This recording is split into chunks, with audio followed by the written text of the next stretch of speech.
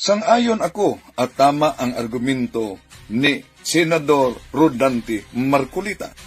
Ang nakasulat lang po doon ay South China Sea. Hindi po naman nangangahulugan na pag sinabi natin South China Sea, pag-aari na ng China yon. In the same manner, Mr. Chair, yung Indian Ocean, hindi po pag-aari ng India yon.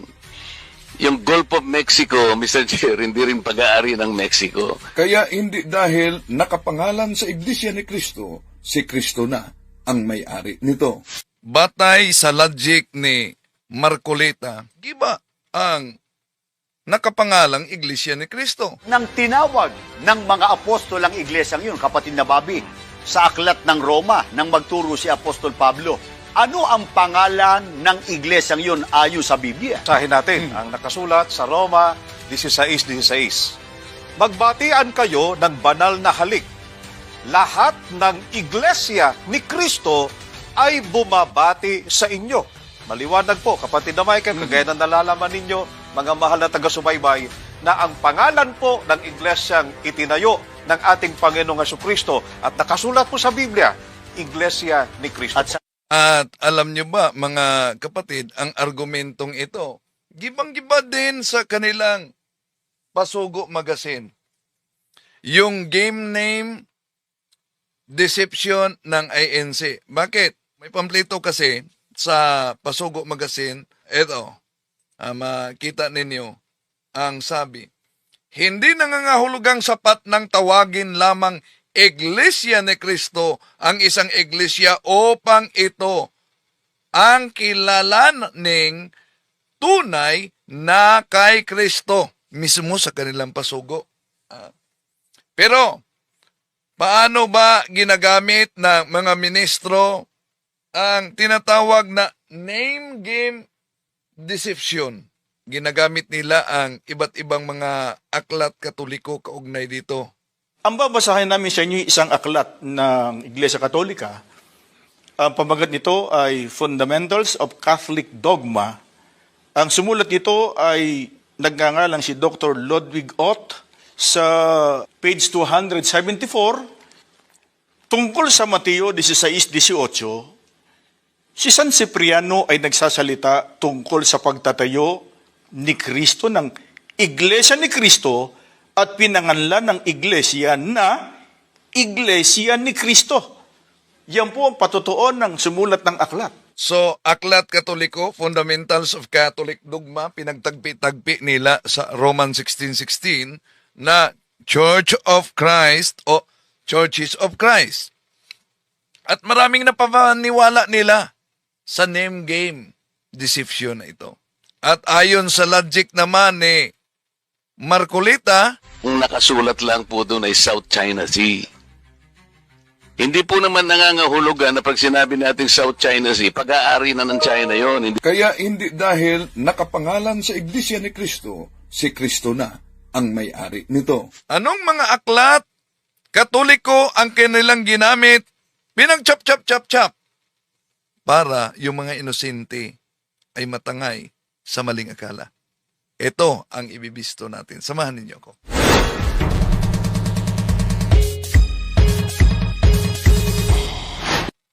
Kaya malinaw mga kapatid, sa logic ni Senador Rodante Marcolita na isang kaanib sa iglesia, Ako po ay miyembro ng Iglesia ni Cristo. laglag mismo ang iglesyang Tatag ni Felix Manalo. Tandaan ninyo, ito mga mahal na kapatid, di sapat bilang Katoliko na magsimba ka lang tuwing linggo. Yung iba pa ay hindi na nagsisimba. Yon, napakabango yan para sa mga anti-Catholic. At yon ang madaling matangay. Lalo na pag walang laman ang ating ulo, kaugnay sa mga aral ng simbahang Katoliko, anong resulta? Para tayong lobo, hangin lamang ang nasa ulo, kung saan ang ihip ng hangin, yan, siguradong matangay. Kaya mga mahal na kapatid, inaanyayahan namin kayo, pag-aralan nyo, isang buhay ninyo ang pananampalatayang Katoliko. Alam niyo naman, sa daming mga sikta na nagsisilitawan sa ating panahon, katuparan yan sa 2 Korinto, Kapitulo 11, versikulo 12 hanggang 15. Ang layunin ni Satanas na mailayo ka sa tunay na simbahang tatag ng ating Panginoon Kristo, mailayo ka sa sakramento na kailangan para sa ating kaluluwa, para sa ating kaligtasan. Pero bago natin i-expose yung iba't ibang mga argumento nila, inanyahan natin mga suking taga-subaybay, huwag kalimutan na mag-like sa ating live at huwag din kalimutang mag-subscribe kung bago ka lang. At pindutin ang bell button para updated kayo, mag-comment at i-share ninyo. Ngayon, tatalakayin natin mga kapatid. At nagiging epektibo itong matagal ng argumento sa INC.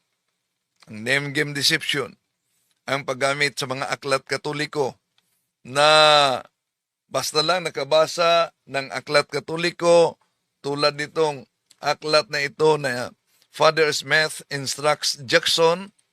Mga kaibigan, alam kaya maging ng mga otoridad Katoliko na merong iglesyang dapat aniban ng tao. Ito ang tunay na iglesia na dapat aniban ng tao sapagkat pagka ito ay nakilala pero hindi inaniban, hindi maliligtas mo ang tao. Ang babasahin namin ni isang aklat pa rin ng Iglesia Katolika, ang pamagat nito ay Father Smith Instructs Jackson. Ang sumulat po nito ay si John Francis Knoll. Sa pahina 35 hanggang 36, ganito ang pinatutunayan ng nasabing sumulat ng aklat. Ang Iglesia ni Kristo ngayon, sa kalagayan, sa kapangyarihan, sa aral, ay dapat maging katulad ng kanyang dating kalagayan nung ito'y maglingkod sa mga tao sa pamamagitan ng 12 apostol. Sa iglesyang ito, ang lahat ay obligadong mapabilang upang maligtas.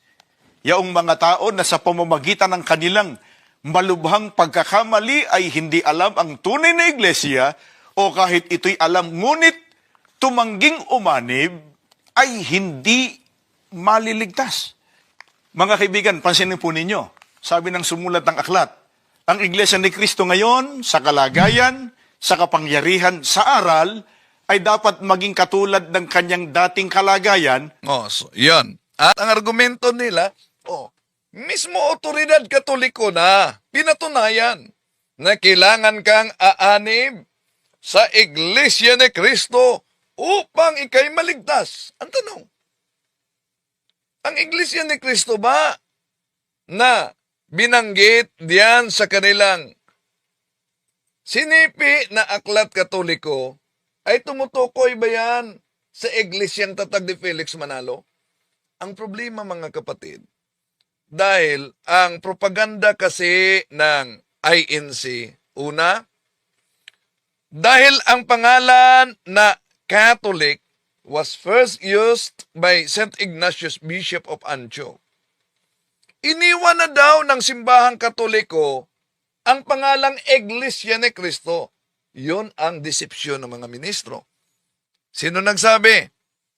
Pakinggan ninyo si Parba. Alam nyo ba mga kapatid, na dalawa sa debatista ng INC, sila pareho na kaharap ko sa public debate. Wala na ngayon sa INC. Alam nyo yan? Kung alam nyo, sige i-comment. Sino itong dalawang ministro na hindi mo na makita sa INC kahit sa TV? Sino? Silang dalawa nagiging kaharap ko na sa public debate. At itong mga aklat na ito,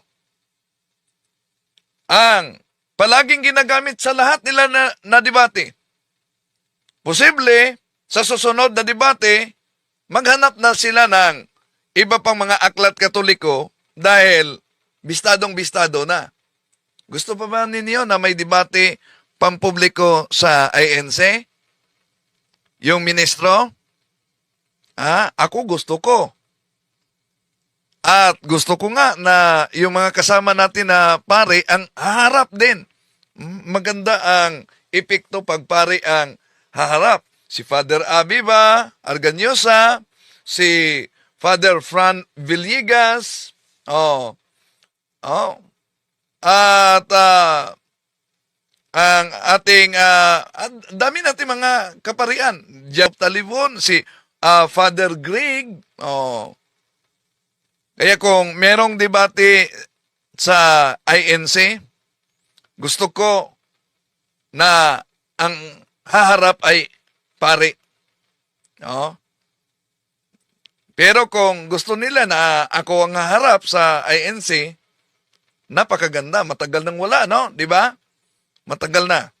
Nawala. Sana magkaroon. Gusto kayo? Say comment kayo mga kapatid. Okay. Eto.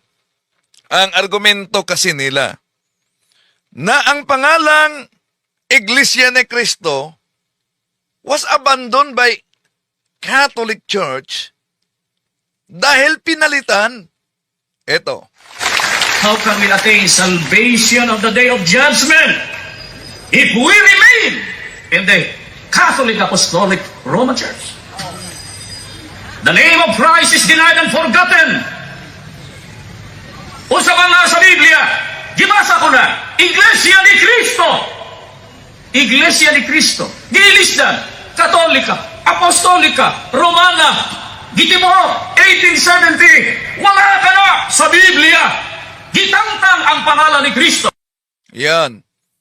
Para sa mga di nakaunawa ng Simuano, tinanggal daw ng simbahang Katoliko ang pangalan na Iglesia ni Cristo. Yan ang maling-mali na argumento ni Mr. Parba.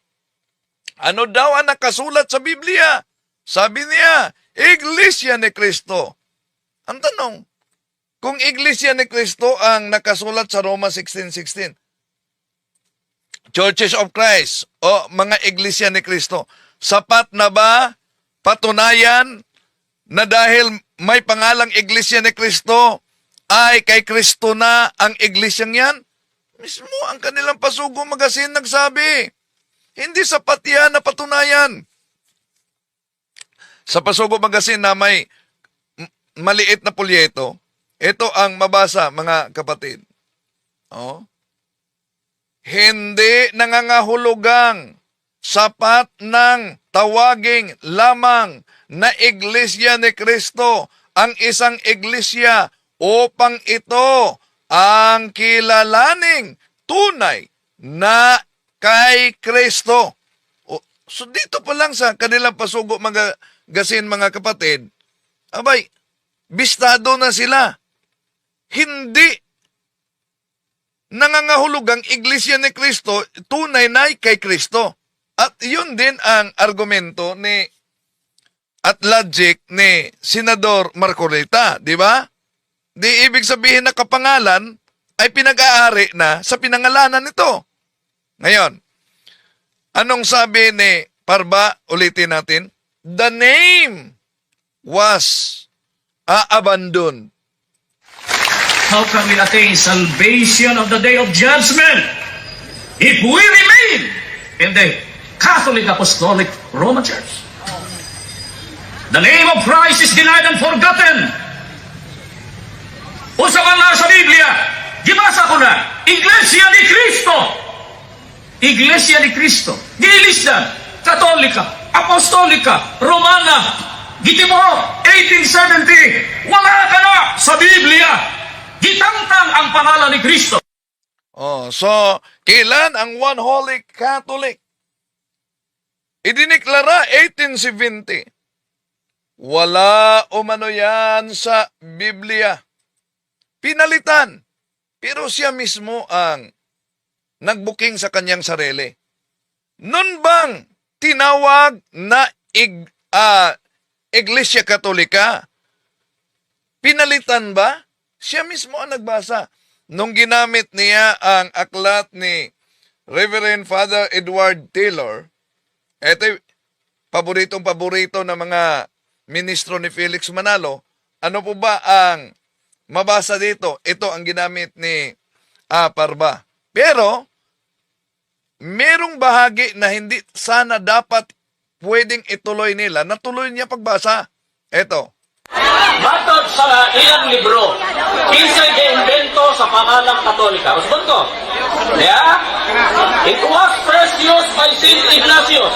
Catholic is the ancient name by which the Church of Christ has been known for 19th centuries. It was first used by Saint Ignatius, Bishop of Antioch in Syria. Pagkatapos, the church founded by Christ is here for the first time called the Catholic Church. See? Asan ang sinabi diyan na iniwan? For the first time, the Church of Christ, the church founded by Christ, for the first time, called the Catholic Church. Oh. Asan yon ang sinabing pinalitan? Okay, may nabasa ako dito kay Itsoy. Sabi ng INC, tampered raw kayo. Yon ang argumento nila na tampered daw ako. Pero di nila napansin na sila'y umanib sa tampered na iglesia. Bakit? Umanib sa tampered na iglesia, di po ba ginagamit nila ang iba't ibang mga aklat Katoliko? Sa debate namin ni Parba, balikan natin sa debate namin ni Parba, hindi ba tinampered niya ang aklat na ginamit ko? Bakit? Ano po ba ang nakasulat sa naturang aklat? Ito mga kapatid, balikan muna natin kung paano sila ang panay nagsabi tampered, pero sila ang nagtampered. Ito sa debate namin. Pero ang mastermind, matuturo sa inyong libro, gusto na po, they altogether fantastic to say that the remote beginning. They altogether fantastic to say that the remote beginning. So, napanginggan niyo. Anong sabi ni Parba? They all together fantastic to say that the remote beginning. Pakita ko ang nakasulat sa aklat, Asan diyan ang they all together fantastic to say? Di ba nakasulat, it is not altogether fantastic to say? Napakalinaw yan. It is not fantastic. Paano binasa ni Parba? Sino ngayon ang tampered dito? Sino ngayon ang nandaya? Balikan natin. Pero ang mastermind, matuturo sa inyong libro, gusto na po, they altogether fantastic to say that the remote beginning. They altogether fantastic to say that the remote beginning of the Catholic Church go back to the horrible day when Lucifer, yung yawa, flung against heaven. Okay, mastermind. Ayan. Panay sila nagsabi, tampered.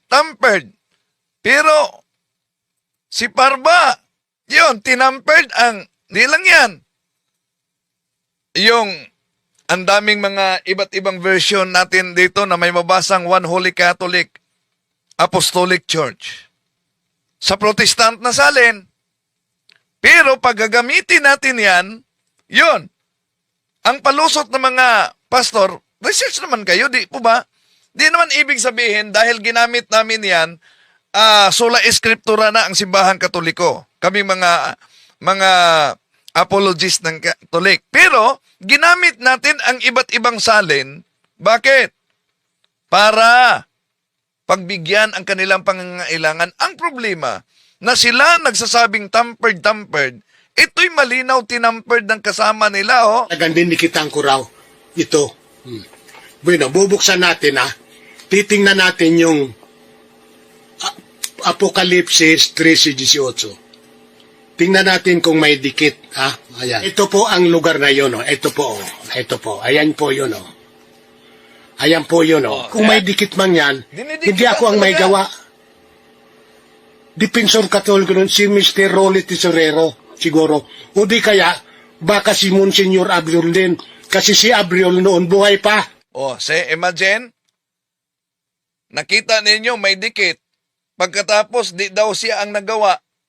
Posible, Defensor Katoliko. Nasa kanya ang Bible.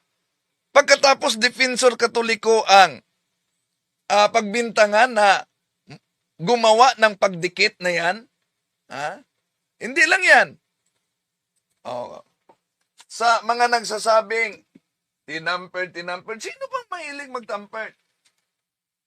Di ba? Kahit ang aklat Katoliko, natampered na. Ha? Ito pa. Mga aklat Katoliko, ito pala. Ito. Ito ang aking Birheng Maria. Imagine, dahil ito'y sagot sa nag-comment na ayon sa INC, tampered daw kayo. O, tingnan ninyo.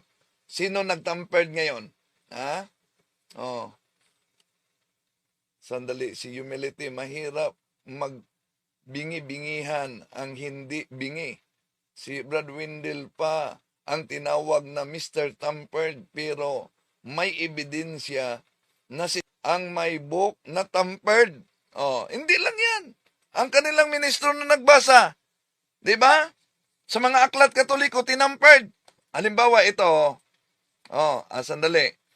Ito na aklat. Ano tong aklat na ito? Ang aking Birheng Mariang Tagapamagitan. Ginamit nila ito. Makita ninyo, Sa aklat po nila na pinamagatang ang aking Birheng Mariang Tagapamagitan, Napansin nyo ba ang pagtampered, mga kapatid? Aklat na ito, kulay puti. Ang hinawakan, ito, na kulay. Tingnan ninyo. sa aklat po nila na pinamagatang ang aking Birheng Mariang Tagapamagitan, sa pahina 63 ay ganito naman ang nakasulat. Mahabag ka, inako, dito sa iyo na nagnanasang ikaw ay sambahin, igalang at purihin ng buong pag-ibig sa lahat ng bagay, sapagkat Diyos kang maawain at makapangyarihan sa lahat. Narinig ho ninyo, binasa lang ho natin ng aklat ng Iglesia Katolika. Narinig ninyo.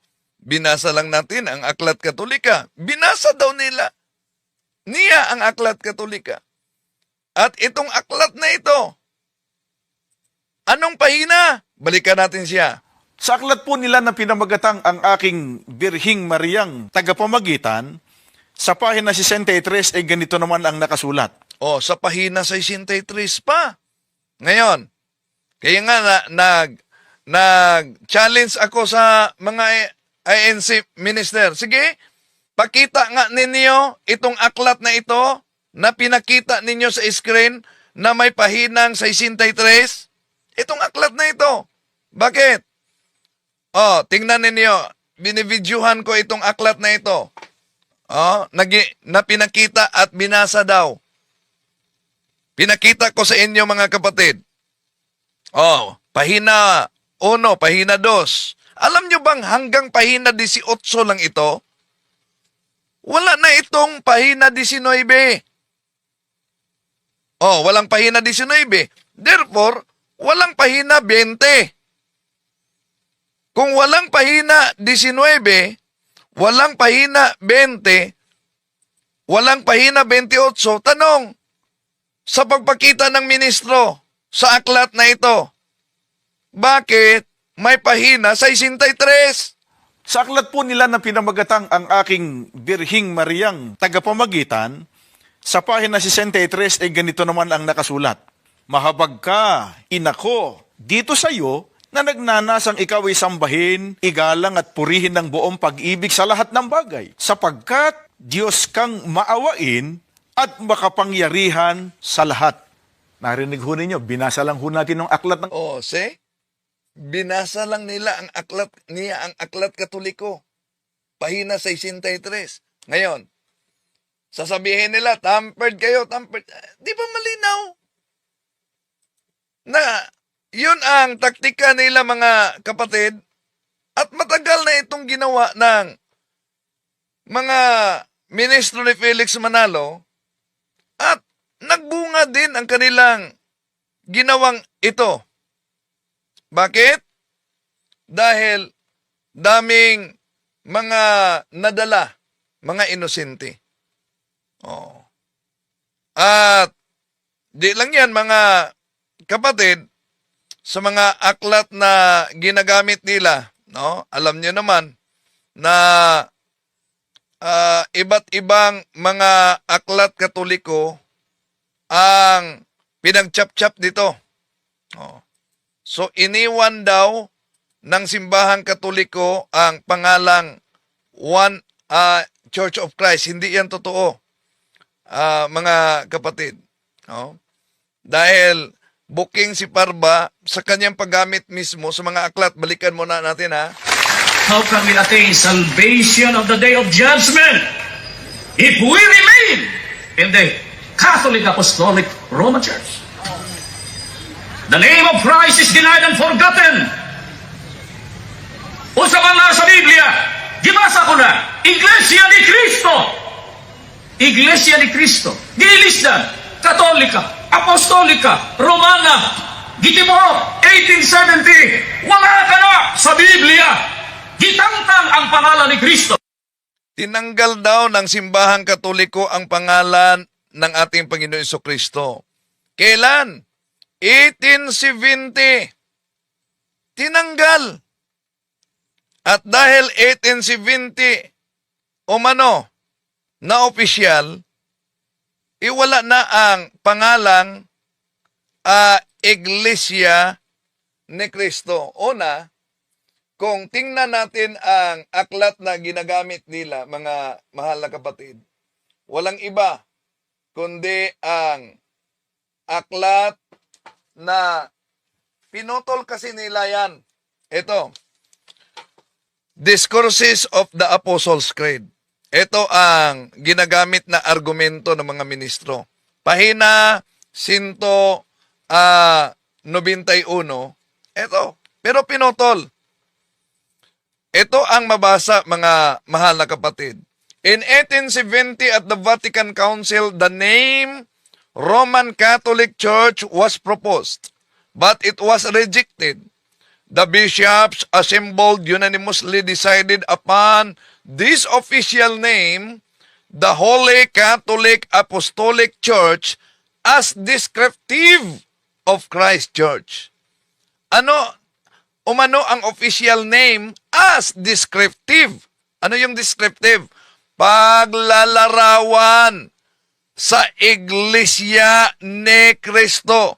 One Holy Catholic Apostolic Roman Church as descriptive of Christ Church. Bakit may descriptive of Christ Church na nakasulat dito? Balikan natin ang kanilang Pasugo Magazine. Dahil inaamin mismo sa kanilang Pasugo Magazine ang pangalang Iglesia ni Cristo ay hindi sapat upang kilalanin kay Kristo ito. Ito, hindi nangangahulugang sapat ng tawagin lamang na Iglesia ni Cristo ang isang iglesia upang ito ang kilalaning tunay na kay Kristo. Kaya nga, dami ang mga iglesyang nagdala sa ating Panginoon Jesucristo. Katuparan yan sa babala ng ating Panginoon Jesucristo, San Mateo 24:5. Anong sabi niya? Sapagkat maraming darating na gagamit ng aking pangalan na magsasabing sila ang Kristo at marami silang ililigaw.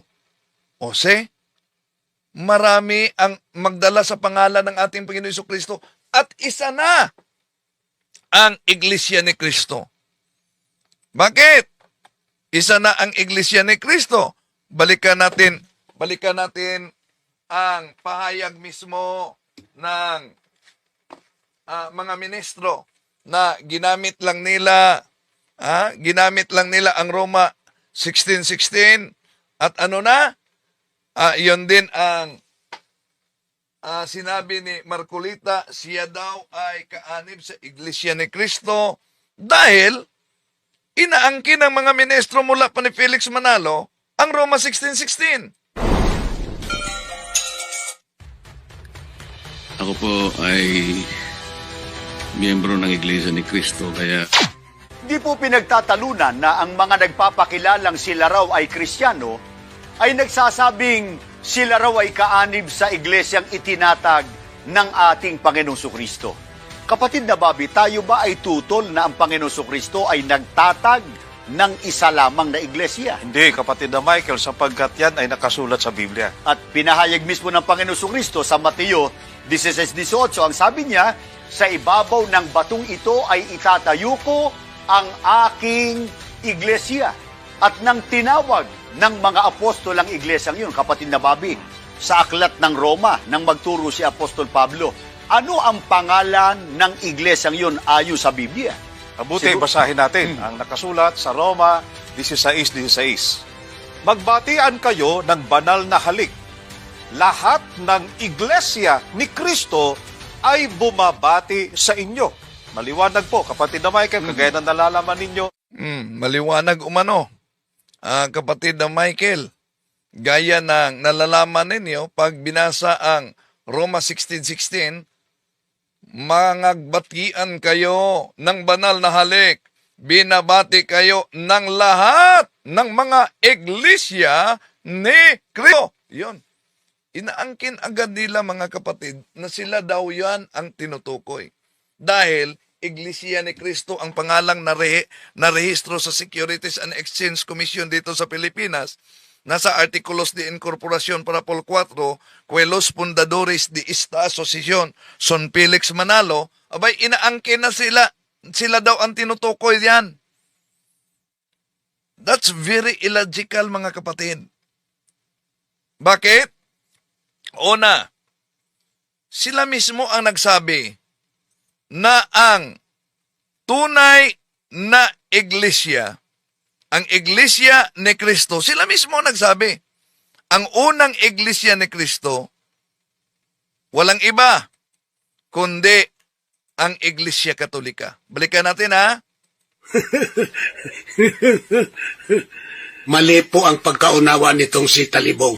At ang Iglesia Katolika bilang isang organisasyon o samahang pangrelihiyon, yan po ang organisasyon. Pagka sinusi pabalik, yan ang dating Iglesia ni Cristo. Yan ang dating Iglesia ni Cristo. Yan ang dating Iglesia ni Cristo. O, see? Itong simbahang katolikong ito ay siyang dating Iglesia ni Cristo. Kaya kung inangkin nila ang Roma 16:16, mga kapatid, Roma 16:16, abay, tumutukoy yan sa Iglesia Katolika dahil sabi nila, ang Iglesia Katolika ay yun ang dating Iglesia ni Cristo. At dahil inangkin nila ang Roma 16:16, so anong lalabas na argumento? Eh di may squatter. Dahil hindi yan tumutukoy sa kanila, di ba? Kapatid, inaagaw ang tunay na iglesia. Kaya, sa mga nagsasabi, ito pala, Ang pandaraya sa debate o kawalang katapatan ni Mr. Talibong na kinatawan ng Iglesia Katolika. iyon ang kanilang ginagamit na argumento na may pandaraya. Pero alam niyo, yung desisyon ng moderator, abay, hindi yan ipinakita nila. Di ipinakita nila ang desisyon ng moderator. Excuse me. At hindi lang yan.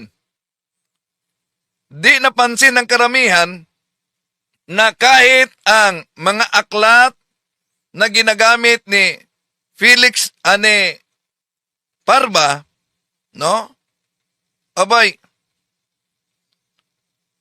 pinag-magic pala, mga kapatid. Minagic. Kaya, i-forward ninyo ito sa mga kapatid nating mga Katoliko para alam nila itong mga taktika ng mga ministro ni Felix Manalo, mga kapatid. At ma-aware kayo na ito ang paraan nila para yung mga inosente ay matangay. No? Limbawa, balikan natin, 1870 daw, lumabas, therefore, official. Balikan natin ha.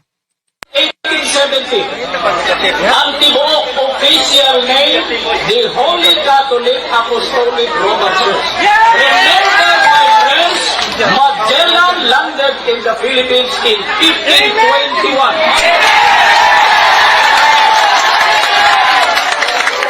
Therefore,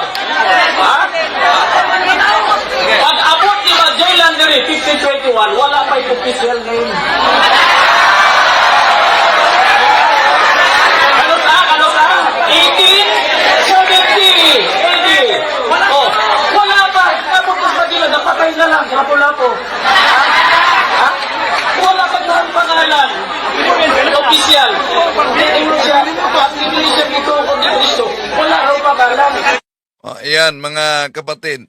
Ang argumento ni Parma diyan, at ito'y mga argumento ng mga ministro para ang simbahang Katoliko ay pasinungalingan. Abo, ang simbahang Katoliko, 1870 sa Konselyo Vaticano, idineklara one Holy Catholic Apostolic Roman Church. Kailan? 1870.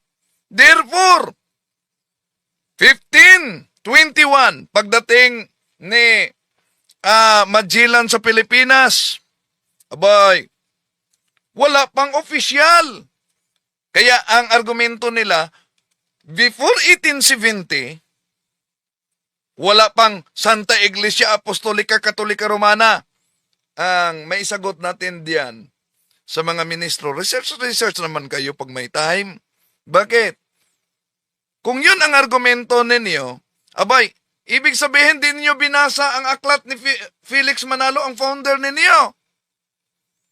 Kung ang argumento ninyo na 1870 lang ang official dahil idineklara at wala pang Iglesia Apostolica Romana before 1870, kulang kayo ng research.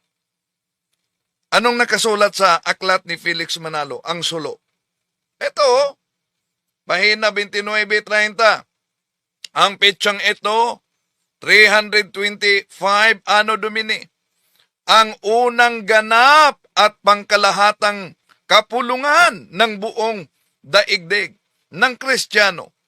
Sa pulong na ito, sumipot ang bagong relihiyon na siyang pinamagatang Iglesia Katolika Apostolika Romana. Kailan daw sumipot? Taong 325. Bagong relihiyon, sumipot. Anong pangalan?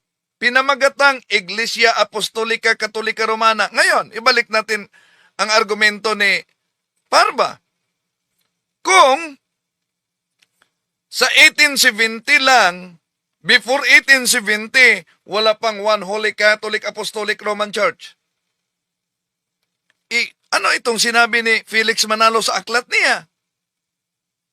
Na sa taong 325 sumipot ang bagong relihiyon na pinamagatang Santa Iglesia Apostolica Katolika Romana. Pangalawang punto, kung ang simbahang Katoliko ay itinatag ni para kay Parma, itinatag ni Ignacio, Bishop ng Antioquia, ipaano itong aklat ni Felix Manalo na sa taong 325 sumipot ang bagong relihiyon na siyang pinamagatang Iglesia Katolika Apostolika Romana? Napansin niyo mga kapatid? Nagsusuwagan. Nagsusuwagan ang argumento nila.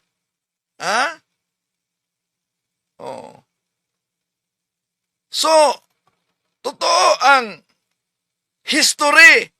Ginamit nila na story. Imagine ang susuwagan.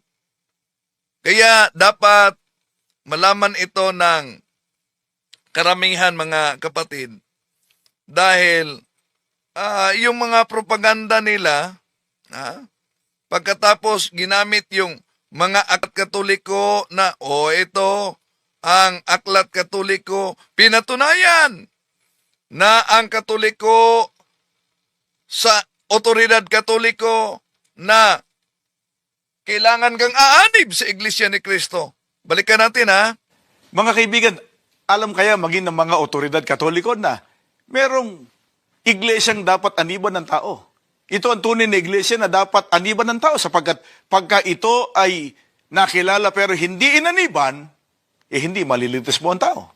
Ang babasahin namin ni isang aklat pa rin ng Iglesia Katolika, ang pamagat nito ay Father Smith Instructs Jackson. Ang sumulat po nito ay si John Francis Knoll. Sa pahina 35 hanggang 36, ganito ang pinatutunayan ng nasabing sumulat ng aklat.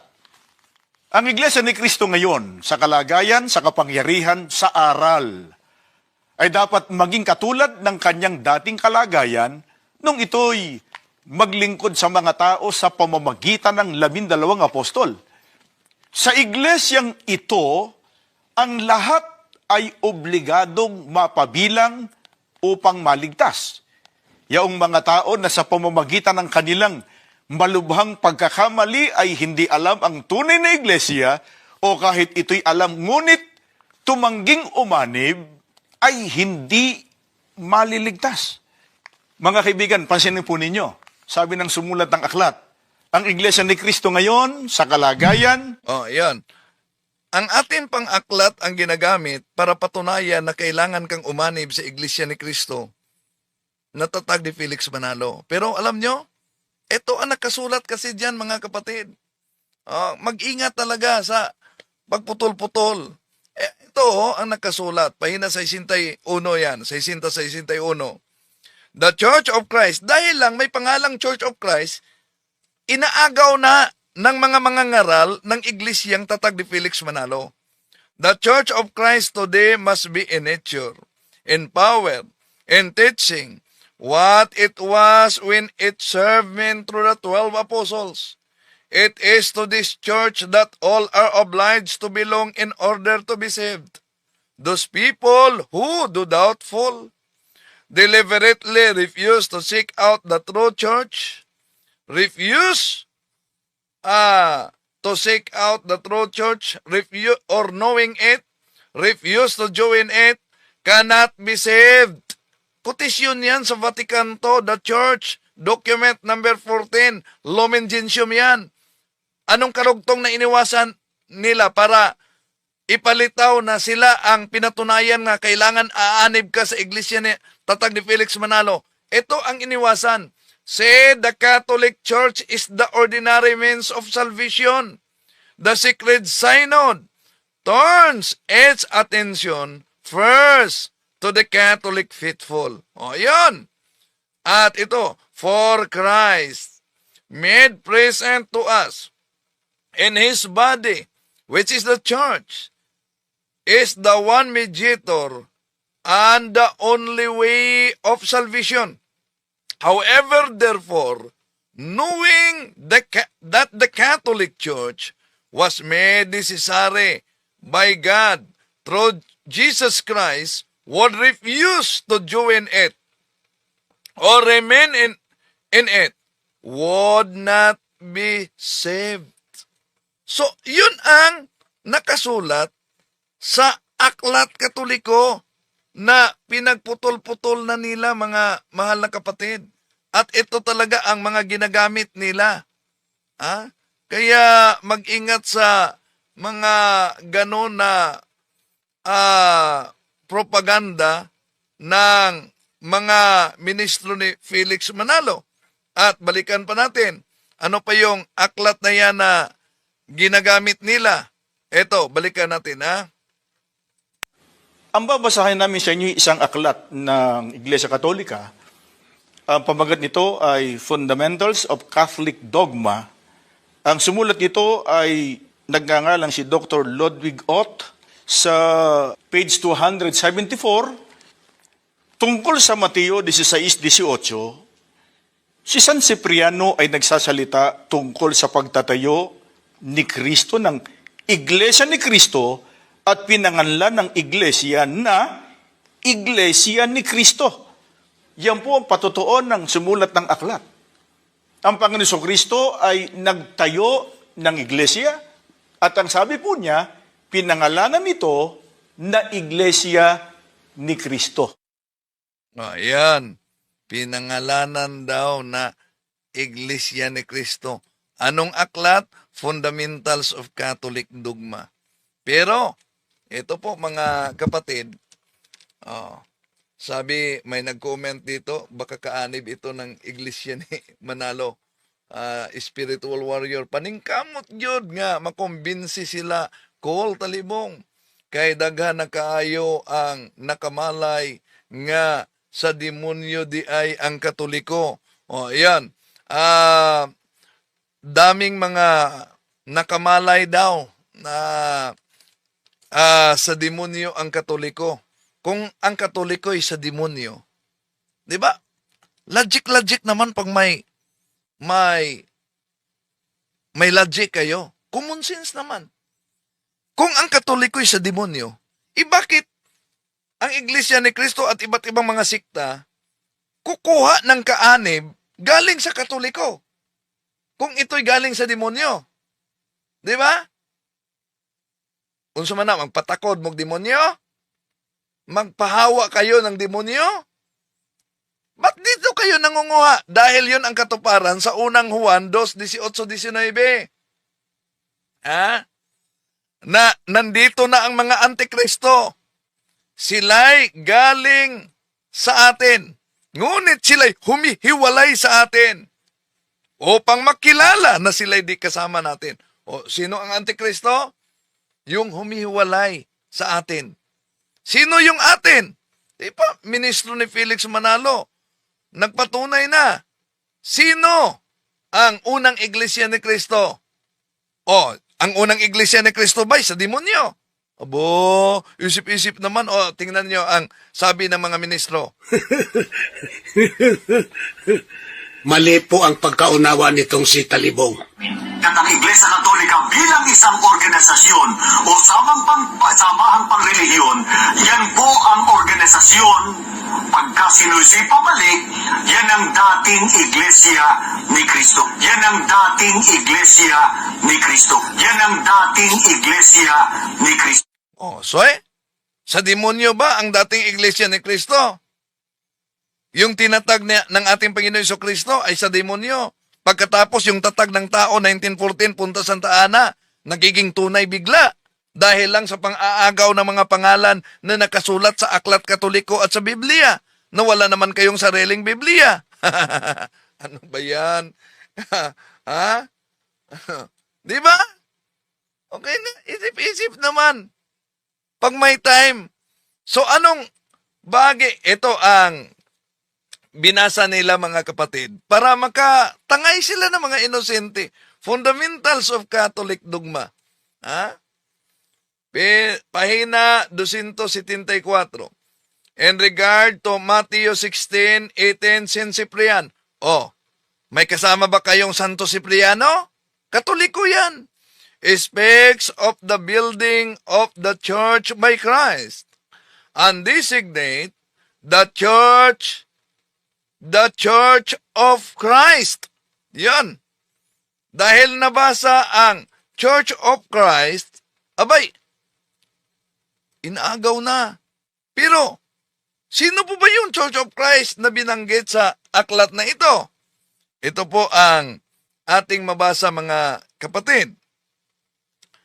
To describe this true Church of Christ, which is the Holy Catholic Apostolic Roman Church, there is no name more noble, none more excellent, none more divine than the expression, the mystical body of Jesus Christ.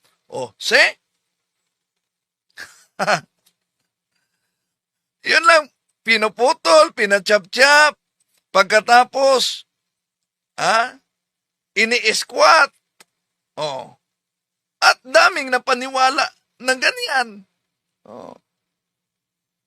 At alam niyo naman, walang sariling Biblia sila. Yeah? So, pinakita lang natin yung argumento na ganyan, mga kapatid. Dahil, mapansin ninyo, yung mga aklat Katoliko na ginagamit ng mga ministro ni Felix Manalo, lalo na sa debate, hope na may susunod na debate para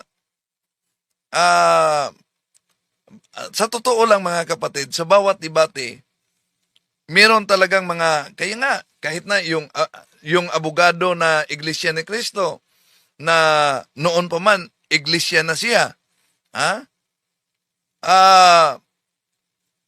na-convert talaga sa simbahang Katoliko. Barangay captain, na noon pa man ay Iglesia ni Cristo na. Oh. So, anong resulta? Na convert. At yung sa radyo, in-interview natin sa radio station, 2 anak ng mga ministro na-convert sa simbahang Katoliko. Tapos sa debate, 2 yon, mga anak na na-interview natin, mga anak pero patay na ang kanilang papa na ministro, dahil isa sa mga dahilan nila, iniwanan nila matapos yung debate, yung inilibing na ang kanilang papa, di pa natapos ang paglibing, nag-aalisa na ang mga kasama nila, pati na yung sumamang mga ministro, dahil oras na daw sa pagsimba. So iniwanan sila. O yun, na interview natin yan sa radyo, mga kapatid, no? Na-interview natin sa radyo. Iyong kapitan din, barangay kapitan, na-interview din natin sa radyo, na saksi siya sa debate, no? Hanapin natin para ma-replay natin dito, mga kapatid, yung file natin. No? Maganda ang mga mangyayaring debate, dahil may madala talaga, no? May yayakap talaga sa simbahang Katoliko. Yung tunay na naghahanap ng katotohanan, yayakap talaga sa simbahang Katoliko. Ngayon, sa mga debate kasi, booking sila sa mga aklat na ginagamit nila. Isa sa mga argumento para patunayan na ang simbahang Katoliko ay hindi totoo, ito, aklat ni Monsignor Abriol. Ginagamit din ito ni Parba. O, ang sa gisulti sa pare. Diya, ang wikang Katolika, libro ito, ng pare, ay salitang Griego. Ang ibig sabihin ay pandaigdig o pangkalahatan. Bagamat hindi ginamit ng Panginoon ni Kristo at ng mga apostoles ang katagang ito.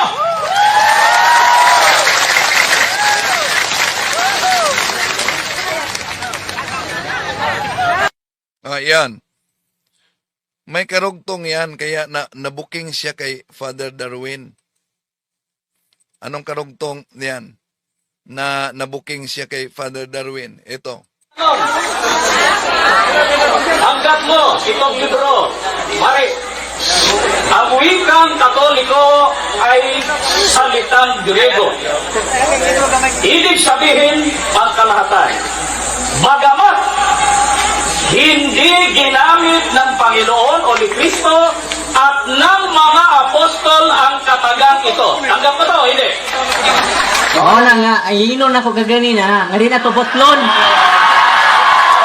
Oo, natubag ko, Mr. Moderator. Atong tiwason na to. Kay ay incomplete man. No words, no signs. Ningon din bagabat hindi ginamit ng Panginoon at ng mga apostoles. Di man i-period, kama man eh. Anong imo mang i-period? Mo nang ma-period imong pagsabot. Padayon. Katagang ito ang diwa ng kanilang mga gawain at utos ay Katolika o pangdaigdigan at pangkalahatan. Inyong gawing alagad ang lahat ng bansa. So klaro, Catholic. Iritso lang lagi basa. Mo lang aaron makumpleto, parang dili ma-incomplete ba? INC. Yun, ang sabi ni Father Darwin, para di kayo magiging incomplete, no? INC. Bakit? Di po ba? Galing mismo sa ating Panginoon, bakit tatawaging universal o Catholic? Marcos 11:17. Ito ang pahayag ng ating Panginoon. Pagkatapos pinangaralan niya ang mga tao roon, sinasabi niya, hindi ba sinasabi ng Diyos sa kasulatan, ang aking bahay ay magiging bahay panalanginan ng lahat ng bansa. Sa ibang salin, tatawaging bahay dalanginan sa lahat ng bansa. Ang tanong, bahay ang binanggit yan ng ating Panginoon Jesucristo. Ano bang bahay diyan sa Biblia? Natatawagin daw bahay dalanginan, universal, Catholic. Unang Timoteo, Kapitulo 3:15. Ito ang sabi ni San Pablo, ngunit kung ako'y magluwat ng mahabang panahon, ay upang malaman mo kung paano ang dapat ng mga tao na ugaliin nila sa bahay ng Diyos, na siyang iglesia ng Diyos, na buhay at haligi at suhay ng katotohanan. Iano daw umano ang bahay? Iglesia ng Diyos, haligi at suhay ng katotohanan. At ito ang sinabi ng ating Panginoon Jesucristo, na ang aking bahay tatawagin, Marcos 11:17, na bahay dalanginan sa buong bansa. Di Catholic. No. Napakalinaw yan, mga kapatid. At meron pang argumento, apostolic. Bakit apostolic? Ito, mga kapatid. Ya kanang terminong apostolika. Diyan man nagidugang. Tanaw niyo ha, mura nigya simbol nga kawan, bisikleta. Dili ko na personal ha. Di mo ko ba mo invento og sakyanan ka jeep. Bisikleta na ko hibawan. O diyan. Ginoon dire, pahina sa 62. Diin naman po gidusok, gisulot kanang terminong apostoliko. Libro ni sa Simbahang Katolika. Ginoon dire, ang Credong Nicea, Nicene Creed. Yan ay 325 AD. Sa konsilyo sa Nicea, yung Nicea, yan ang Iznik, Turkey. Karon, ang salitang apostoliko ay idinagdag sa pagsasalarawan sa simbahan. Diin gidugan ng terminong apostoliko. 325 lang na, konsilyo sa Nicea. So, Katolika, almost year 110. 325, Apostolika. Ayan. Kailan dinagdag umano? Sa council ng Nicaea. Napansin nyo ang mga ministro ni Felix Manalo sa debate? Di na sasabihin yung pahina. At minsan ang title. Bakit? Para sa susunod na debate, di mapag-aralan. Kaya, dapat isave ninyo itong video ito dahil sa darating mga kapatid, ito talaga ang kanilang mga argumentong ginagamit. Pinag-chap-chap, no? So, dapat aware kayo sa mga ganito. Ito ang binasa niya. Ito ang binasa niya. Pero bakit po ba in Nicene Creed, the word apostolic is added? in describing the church. May karugtong yan. Ito, in the Nicene Creed, the word apostolic is added in describing the church. This was stressed against certain heresies of the 4th century, preached that they had a special knowledge. The stress on apostolic is important. What with so many Christian groups today claiming a direct line with the Holy Spirit. O yan, idiniklara. Dahil hindi na bago, 4th century pa lang.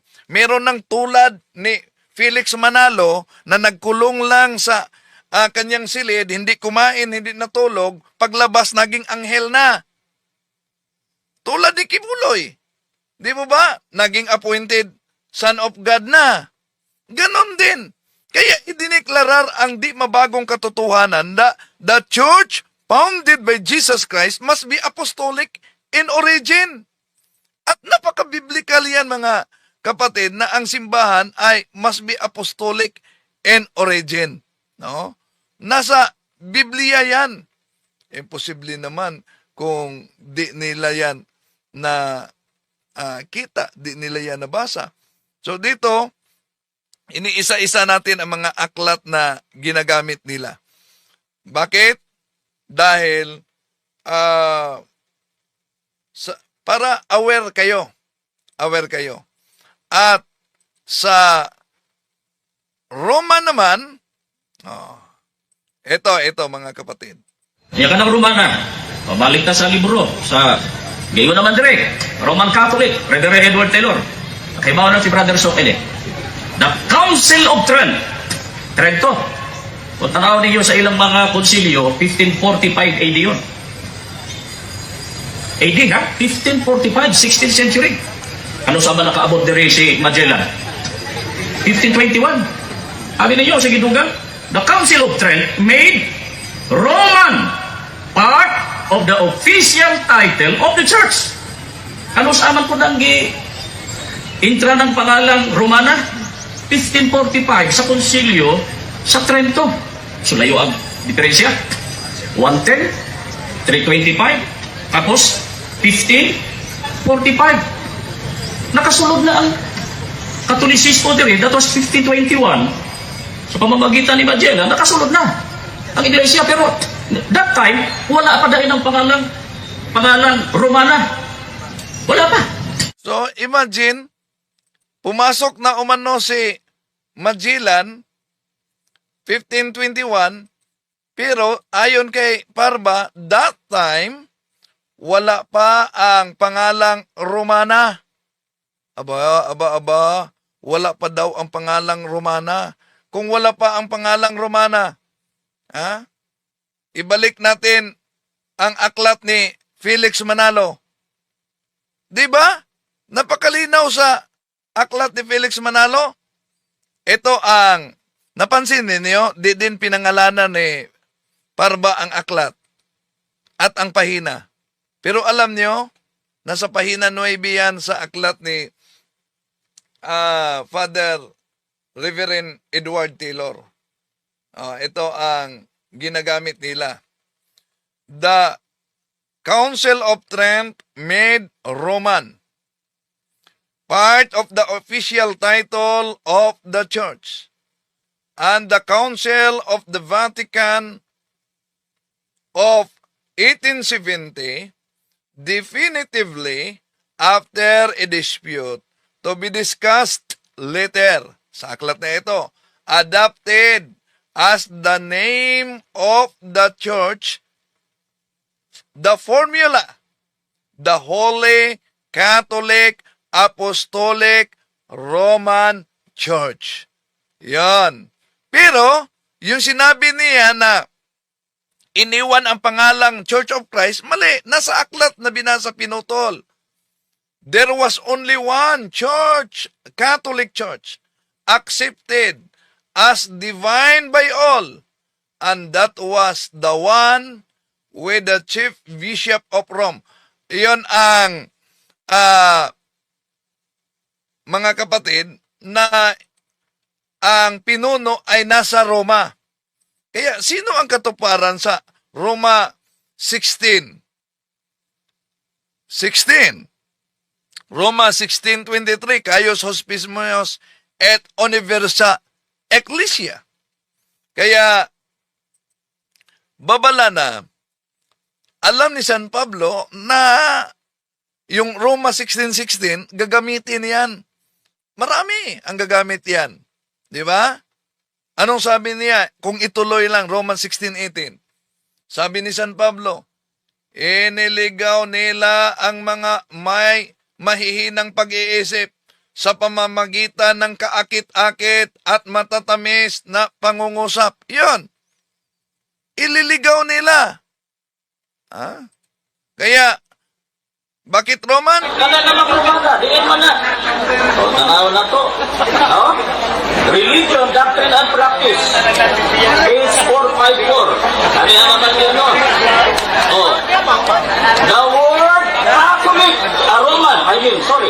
the word Roman being added to indicate that it is in communion with the Bishop of Rome. Yan, being indicate na it is communion with the Bishop of Rome. Yan nga, sa Roma Kapitulo 1, City 8, Hepestisomon, Katangelitay in Holotokosmo, na ang pananampalataya sa Roma ay lumalaganap sa buong mundo. Sino bang katuparan yan? Alag naman, ito mga siktang tatag lamang ng tao. Kaya, balikan natin, yung ginagamit na aklat, ang Discourses on the Apostles' Creed. Ito. Basahon ako. Kining libro, Apostles' Creed. Giingon diri. In 1870, 19th century na, at the Vatican Council, the name Roman Catholic Church was proposed, but it was rejected.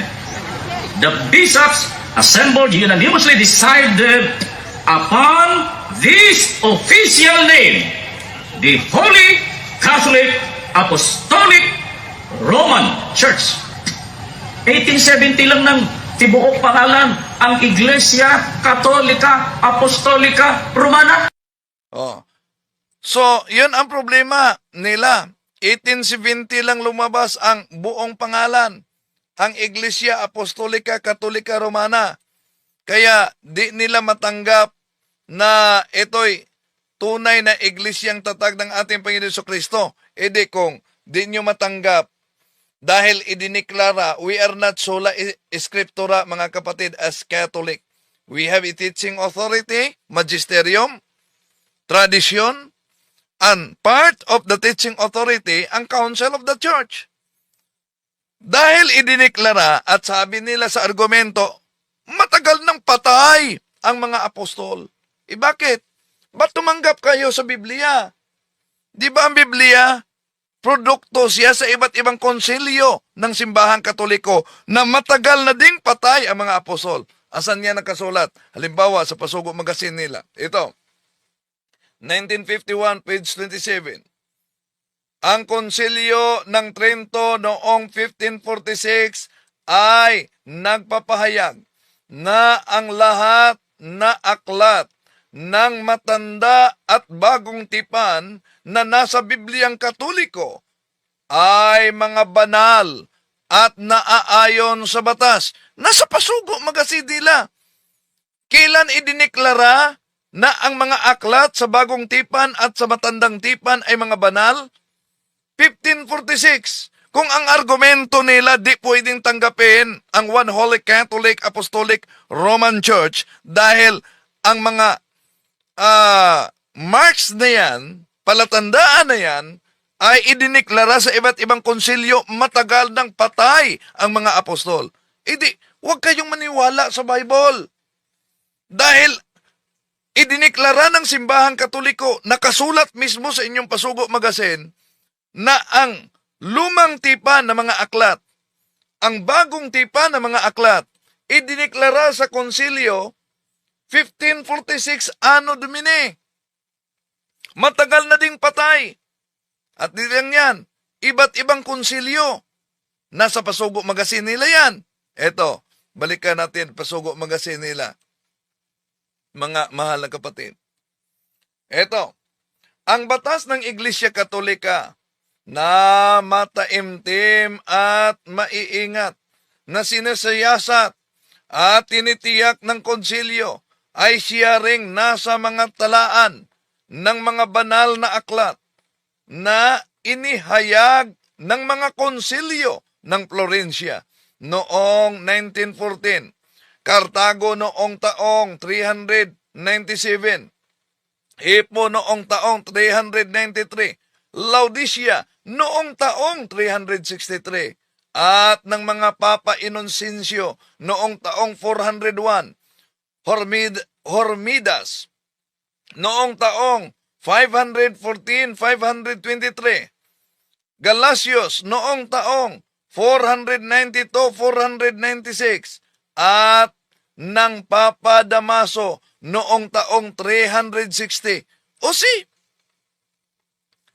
ang simbahang Katoliko ang nagdeklara sa Biblia sa iba't ibang panahon. So kung argumento nila na ang One Holy Catholic Apostolic Roman Church pinag-chap-chap daw umano, pinag-asimbol na parang inasimbol na sasakyan, edi ang Bible din na wala silang sariling Bible, nangungopya lang, produkto sa konsilyo, dapat huwag niyong tanggapin dahil produkto yan sa iba't ibang konsilyo. Tanong, ang iglesia ba na nag-aangkin sa ngalan, meron ba silang Biblia? Pakinggan natin. Wala raw tayong sariling salin. Biblia. Kaya natin na gumawa ng sariling salin ng Biblia. Kaya natin, kapatid na Michael. Pero hindi po ginagawa yon ng Iglesia ni Cristo. Ang dahilan, kapatid na Michael, iyon nga mismong mga Biblia ang isinali nila na ating ginagamit. Hindi nga nila halos paniwalaan pag tayo ang gumagamit. Di lalo namang hindi nila tatanggapin kapag yan ay salin ng Iglesia ni Cristo. Tikalawa, hindi naman po komo ang isang relihiyon tulad ng Iglesia Katolika. Hindi naman komo ang isang relihiyon, mayroong isinaling Biblia, gaano mang karami yan, hindi katibayan yan na yan ay totoo o tunay na relihiyon. Inaamin nila na ang Katoliko nagsalin ng Biblia gaano karami yan, pero di daw umano katibayan na ang sinalin dahil tayo'y nagsalin, totoo na ang Katoliko. Di ba? Very illogical. Bakit? Imagine, ang nagsalin ng Biblia gaano karami, hindi totoo. Pero ang isinalin, totoo, kinopya nila. Okay ba yon? Ang hindi totoo, nagsalin ng totoo. Kinopya nila na wala silang salin. Di po layunin natin na saktan ang mga kapatid natin, lalo na sa Iglesia ni Cristo. Pero sinangkot lang natin, dahil sa matagal ng panahon, ito ang kanilang mga ginagamit na argumento, propaganda. At dapat aware kayo. Receive ninyo ito na video. Wala pa naman yata si Bro Tata. Bro, si Bro Wendell kaya, wala pa naman yung tatlo. Medyo mahirap-hirap yung ano. Delikado. Wala. Umalis mo si Brother Tata? Ano? Ganda pa naman ang tanong. Bro Wendell, Wala sana. nga si Brother Tata. Brother Wendell? Andiyan ka, Bro Wendell? Wala rin si... Ay, meeting. Okay, Bro Wendell. Okay. Sister Edita, pwede po pag bukas na lang, sister, pag sa Martes, kasi hindi namin kayo sagutin, Brother Angel, yung mga spiritual na ganyan, sister. Wala din si Brother Jando. Si Brother Jando sana, okay sana yun kasi mayroon siyang alam na konting knowledge about dyan. Pero, medyo kami ni Brother Angel, hindi namin kayang sagutin yung spiritual. Sige, bro. Nasa meeting kasi sila, Brother Wendell, ngayon. Nasa meeting sila sa national. Pasensya na po, Sister Edita. Wala na ka bang ibang tanong, sister? Yun lang po, brother. Pinatanong lang po niya. Itanong ko Okay. sana kung hindi ako nakapunta doon sa office kanina, kaya dito na lang ako. Sige, salamat Okay. po. Maraming salamat, sister. Sa susunod na lang, so hanap tayo ng ibang tanong dito. Kay Excel yun kanina, sino pa? Bro John Ray from Sister Rachel. Bro John Ray, pwede po pakipaliwanag ang Katolisismo, ang katuparan ng pananampalatayang Hudyo. Ang Katolisismo, yes, ang katuparan, no, kasi alam naman natin na sa aral ni St. Paul, ang Old Testament is shadow of the things to come. So shadow lang sila. Pag sinabi mong shadow, hindi sila yung totoo. Para bang tayo, di ba? Tayo, mayroon tayong shadow. Brother Angel, sino yung totoo, Brother Angel? Ikaw o yung shadow mo? Tayo. Oh. So, ganun din, no? So, ang totoo, hindi yung mga Hudyo, shadow lang sila eh. Sabi ni Saint Paul eh, no? Shadow lang yung Old Testament. So, ang sinasyaduhan nila, yung totoong bayan ng Diyos na itinatag ng ating Panginoong Jesucristo. So, sa Old Testament, sino ba ang bayan ng Diyos na tinawag? Yung mga Hudyo. Di ba? Sa New Testament, sino yung Hudyo na tinawag? Yung Katoliko. Sino ba ngayon sa panahon natin ang makakapagbalik ng kanyang kasaysayan, no? Mula pa sa panahon ng mga apostol na pag-appoint ng Panginoong Jesucristo, walang iba eh, Katoliko lang eh. Wala po talaga. At Katoliko lang ang may direct evidence na mababasa mo sa Bible, halimbawa pari. Sabi ni St. John, ginawa niya tayong mga pari. Sabi naman ni San Pedro, sa mga pari ibinigay ang kapamahalaan sa paggawa ng mga kangahangang ginawa ng Diyos, mga pari. Yung mga protestante, wala namang pari sa kanila. May mga protestante kilalang pari, mga peki naman. Hindi sila nakadugtong sa succession na ibinigay mula pa sa panahon ng mga apostol. So kung hindi tayo kapatid na Sister Rachel, sino ang katuparan? Kasi again, ang mga Hudyo, shadow sila, shadow. So meron silang sinasyaduhan. Sino yung sinasyaduhan nila? Kristyanismo. Sinong Kristyanismo yun ayon sa history? Katoliko. Kaya ang sabi ni St. Paul, no, Jews as ethnic Jews, hindi tayo. But spiritual Jews, tayo yun. Basahin ko sa inyo ha. Tayo ang tinatawag na spiritual Jews. Sa Romans 2. No, sa Romans 2, may tinatawag si St. Paul na ethnic Jews at spiritual Jews. Ang spiritual Jews, tayo yun, mga Katoliko, mga Kristiyano. 28 to 29. No? Isang tunay na tayo ang mga tunay na Hudyo. yun ang aral ni St. Paul, sabi dito. Sapagkat ang pagiging isang tunay na Hudyo ay hindi dahil sa panlabas na kaanyuan o dahil sa pagtutuli sa laman. Ang tunay na Hudyo ay ang taong nabago sa puso't kalooban. So tayo yun, mga Kristiyano. At sa espiritu at hindi ayon sa kautosang nasusulat. Ibig sabihin, yung mga utos galing kay Moises, ang papuri sa taong iyon ay mula sa Diyos at hindi mula sa mga tao. So yun yung pagiging tunay na Hudyo, sister, mga binago sa puso at kaisipan, mga Katoliko yun, tayo yun, ang tunay na Hudyo, hindi yung mga ethnic Jews. But the spiritual Jews is the Christian who is Catholic, kapatid na Sister Rachel. Thanks, Brother John Ray, sa info. 2 elements pala lang talaga ang tao, body and soul lang. Yan palang turo sa atin. Yes, ang turo na body, soul, and spirit, tinawag yan sa theology na trichotomy. Binasura ng simbahan ang turo na yan, sister. No, early age pa ng simbahan, binasura na yan. Yung trichotomism.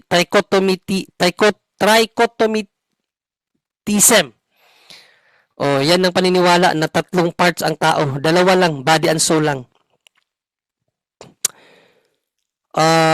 tingin pati ng mga tanong from Totally. Hello, brother. Brother, ask ko lang po kung ano ang masasabi niyo sa Gnostic Gospel. Salamat. Well, Gnostic Gospel is ano yan, theological term na ginamit no sa pagkilala sa sa tatlong ebanghelyo kasi yung kay Saint John kasi hindi siya kasali sa Gnostic Gnostic pala no. Gnostic pala to. Akala ko yung ano yung yung ano tawag doon, yung Gospel ni Mark, Matthew, and Luke. Synoptic pala yung nasa isip ko. Gnostic Gospel pala. Well, ang Gnostic Gospel, magagamit natin siya as historical value, kapatid na Totally. Kung sabaga, merong mga truths doon ayon sa pananiwala at pananampalataya nung unang panahon. Pero yung fullness of truth, wala sa Gospel na yun. Ang fullness of truth, yung apat na gospel na isinulat ni Matthew, John, Luke, and ni Mark. Yun ang kinasiyahan ng Espiritu. Yung Gnostic Gospel, may truth doon, kaya mayroon siyang historical value, pero hindi yun kinasiyahan ng Espiritu. Totally. Yan lang ating sagot dyan. Kasap TV. Oh, yes, Brother Wendell. Angel. May inano ko dun sa pagkulay ng buhok. Nasa ano natin? Sige, basahin natin. Face, sa baby face, bro. Sa baby face, bro. Oh, kasi ano tawag dito. May official teachings, no? So, wait. Baby face.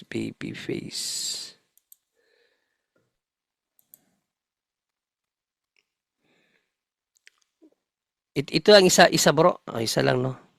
Tatlo yata, bro. Sa pinakababa. Okay. Basahin nga natin. Sabi dito. Nawala. Wait lang. Sabi dito, based on Catholic theology and moral teaching, dyeing your white hair, including coloring it black, is not inherently a sin.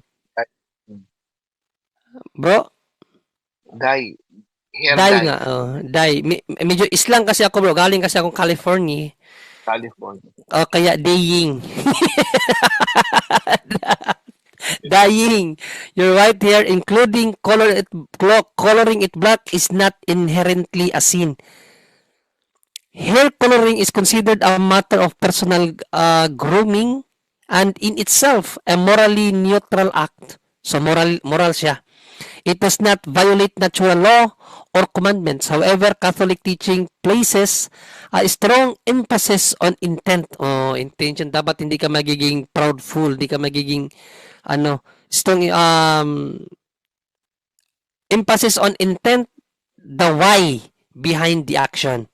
So hindi lang dahil sa gusto mo magpaganda o gusto mo mapansin ka ng mga tao na blondie ang hair, ang ganda niya. No, hindi dapat ganon.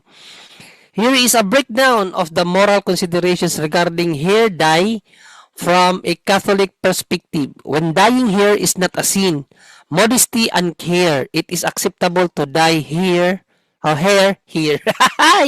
Bisaya man gid. Look tidy, professional, or to feel better about oneself. As long as it is done with moderation, it is not sinful. Adornment, godly, yung parang dinudyos mo na yung pagkukulay ng buhok. Godly, modest self-care is not a sin. The focus should be on not letting outward appearance take priority over interior virtue. So vanity pa rin. Dapat hindi maging vanity, Brother Angel. Meron pa yata, bro. Hilas. Yun na yun Hilas na yun. Wala na. Wala na. Bago wala na. Ha? Bago ngayon. May bago na naman. May bago. Okay, so itong bago. Potential moral pitfalls and proper motives. Dyeing hair becomes a sin, usually a venial sin, if it stems from vanity nga, sabi. Vanity or pride. If the motivation is driven by an obsession with appearance or a desire to show off, it can become a matter of vanity. So, ibig sabihin, yung paliwanag po ng simbahan, yung pagkukulay talaga sa modesty lang pa rin, no? Maging ano lang, modesty lang. Gusto mo lang na mag-ano, hindi yung talagang maging too much obsession, too much na just vanity, yung showing off na, no? Showing off na, ito ko. Kasi yun ang difference, no? Sabi ng simbahan. The difference is pag nagpakulay ka, ganda ng buhok niya, di ba? Oh, wow. But yung with the modesty lang, is that the same. So tayo mag-iisip nito, ano ba talaga purpose mo pag nagpakulay ka ng buhok? Medyo ano siya, kasi meron pa rin siyang konting kasalanan doon kung sakali. No? But yun nga, kung talagang meron nga nakalagay nga dyan, kung tinatago mo lang yung age mo. Pero kasi may mga ano naman, basta sabi diyan, no, well, modesty, yun namin sabihin hindi kasalanan o kasalanan. So at the end, hindi siya kasalanan, sabi kung yung ano ba yung purpose mo. Lalo na kung nagpakulay ka ng magagandang sobrang kulay para lang magpasikat ba, vanity. So nasa intention natin. Ang Diyos, sabi nga diyan, nakikita niya yung loob dapat. Focus on spirituality. Kung simple lang, yun lang ginagawa mo. Hindi ka naman talaga nagpapa-showing off, kung ano-ano yung retoke, kung ano-ano, no? Maaari, no? So, depende daw sa intention mo, kapatid. Yung mga nagpapakulay ng buhok, no? Ayun, sabi dito, magpalagay ng highlights. Bawal ba yun? Yun na nga, no? Talagang maraming tayong adyak, kasama na nga ako dyan, nagpapakulay ako ng buhok. So, medyo be careful po, no? Kasi, yun nga, sabi nga ng simbahan, kasi pag highlights na yan, design na yan vanity na yan. Modesty yung word doon kasi yung modesty ba? Yung simplicity pa rin. Gusto mo lang na maging neat ba? Na maging ano lang, not vanity, not ganda ng buhok. Makikita natin difference, no? Sa lahat na nakikinig. Makikita natin difference. Ano ba gusto mo? Yung highlights kasi, kapatid, medyo ano na yan design na yan. Hindi na talaga just for modesty, no? So, nasa atin na lang, no? Mahirap ano yan. Mahirap i-judge ang tungkol sa hair. Kasi ako nag-hair dye. Sabi nga nung pare, hindi yan kasalanan. Nagka-confess ako. Hindi yan kasalanan. Ako rin nagkukulay ng buhok. Sabi niya. So, nasa atin na lang. Hanggat kaya natin maging simple ang buhok natin. Sabi ng simbahan, hindi naman. Hanggang simplify lang. Not extravagant, not vanity. Hanggat simple lang, modesty, hindi naman daw. Kasi focus daw ang Diyos sa ano natin, sa puso natin at sa morality. Inside, no, kung ano yung nasa puso natin. At yung pagsunod natin sa Diyos talaga, ang pinakamahalaga. Bro, Jenny. Maraming salamat, Brother Angel. At merong simpleng tanong si D405. Saan po galing ang turo ng simbahan? Sa Diyos, sa mga apostol, at sa tradisyon, at sa mga mga kaobispuhan natin at Santo Papa. No, kasi may mga decree na galing sa Santo Papa. Halimbawa, yung ibinaba ni Pope Leo ngayon na dinimote niya ang pagkilala kay Mother Mary as co-redemptrix. Demoted yun. Galing kay Pope Francis yun. Pope Benedict. Pope Leo XIV. No? No? Sinabordinate yung pagiging co-mediatrix naman. Subordinate lang. Kay Pope Francis naman, yung binaba niya, yung motu proprio niya na ni-restrict, no, pagsagawa ng TLM Mass o yung Tridentine Latin Mass. Restricted. May mga ganong katuruan ng simbahan na galing sa Santo Papa at sa mga kaobispuhan din, yung pinagkaisahan nila. Yung sa mga konsilyo, yan, mga Santo Papa ang nagbuo, no? Meron din naman tayong aral na galing talaga sa mga apostol. Yung tinatawag nating deposit of faith. Yun. Deposit of faith galing sa mga apostol yon. At meron namang galing talaga sa Diyos. Yung mga revelation, lahat galing sa Diyos. So, yun kapatid, doon galing ang aral ng simbahan. At hindi ko na sasagutin si J. Wol Montenegro, no, dahil okay na yung sagot ko, bro. Dahil yun sa free will natin, kaya mayroong religious freedom. So, ikaw na magtimbang dyan. Yes, Virgil? Okay na siguro tayo, bro. Ikaw. Oh, meron lang tayong ilang sasagutin dito, Brother Angel. Titingnan ko naman ang oras dito. Kay